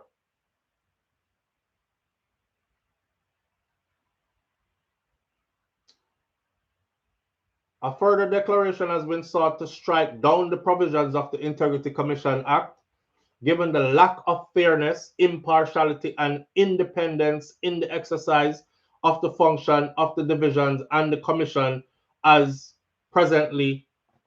You know what? Let me make she say it for you, because here is somebody who she always breaks stuff down for us. Let me let you hear it in her words. Then we can get out of here for the rest of the day. We're gonna wrap it up real quick. Give me a microphone there, and it's saved as the first one, so we won't miss it. Hear this. Volume up. What are the reasons given by the lawyers for this judicial review? I think a better question might be, what are not some of the reasons? Because the lawyers and Mr. Holness have thrown the entire kitchen sink at this application to apply for judicial review. He is alleging, and just to make the point, that judicial review is when you ask the court to exercise its supervisory power over, in this case, the Integrity Commission. So they want the Integrity Commission, they want the Supreme Court to make a number of orders and declarations. Essentially, they want the report struck out, except for the part in which the Director of Corruption Prosecution says that no charges should be laid against Mr. Holness.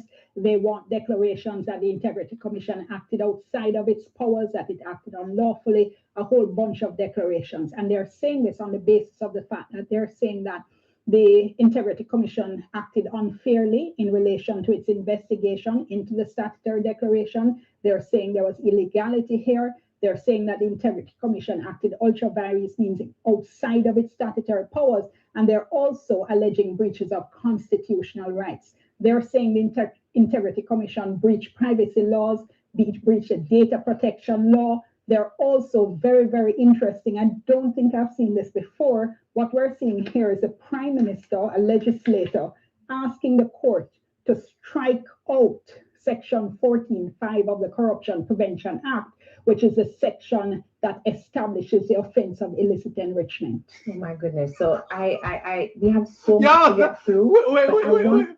Wait! That part right there. Hold on. Let me bring that back a little bit. Listen right here, right? Catch this. Illicit enrichment. Oh my goodness! No. Hold on. It breached the data protection law. They're also very, very interesting. I don't think I've seen this before. What we're seeing here is a prime minister, a legislator, asking the court to strike out Section 14(5) of the Corruption Prevention Act, which is a section that establishes the offense of illicit enrichment. Oh my goodness. So we have so much to get through. But I want to go back to that earlier story where the opposition attempted to move a motion of no confidence. And one of the reasons given is that the matter is sub judice. What can you tell us about that? I tell you something. I generally think that the sub judice rule, in terms of how we interpret in Jamaica, meaning before the court, therefore you shouldn't discuss it, that the whole thing needs to be revisited. I think it's a way of shutting down legitimate discussion. Having said that, I actually agree with Deputy Speaker Clark, not on the basis of the fact that it's sub judice per se, but on the... I encourage you all to go over to TVJ and find this clippings right here, primetime news on TVJ, and listen to this sister break it down for you exactly what's going on there. I'll say this, man. If you don't have anything to hide, you wouldn't be running around doing all the stuff that you're running around doing. Everybody else was easily certified. You should be easily certified too. And it shouldn't be that complicated for you to get a stamp of approval and move forward. Look at the things that he wants stopped, and the things that he wants struck down, and the things that he wants omitted. Says a lot. 179-page report into his statutory declaration, which was tabled in the House of Representatives last month. The Commissioner Director of Investigation ruled that no charges be brought against him for failing to declare 4 bank accounts during his statutory filings. And those were the 4 bank accounts I spoke about earlier that I thought that there has to be more to it than that. So come off of the simple 4 bank accounts and tell us the truth. And they came back with the hundreds of millions of dollars that were moved here and moved there through companies and whatnot. And they said, based on that, they could not certify him. They couldn't certify him. The matters have been referred to the FID and the TAJ, and it involves more than $150 million worth of transactions with various companies, including Barita Investments, and includes a US $94,000 bond. Anyhow, that is it for today. Do with these information as you will. You know, I think that Jamaica is a good place to be a politician at, because you can get away with so much, and people, politics in general, people go into politics broke, and them not really do nothing while they're in there, and by the time them leave, they're like filthy rich. Generational wealth has been created. So I'm starting to look at politics like might be something worth exploring, you know, might be something worth exploring. I'll leave this one here for you this morning, though. Hear what? Manners and respect to each and every one of you tuning in this morning. Have a wonderful day. Keep your spirits up. Remember, life is short no matter how long you live it. Spread some good vibrations. Go with God and be good. Be good to yourself first, though. All right? And I'll catch you tomorrow morning right here on Morning Thoughts. God spare my life. I'm out. Peace.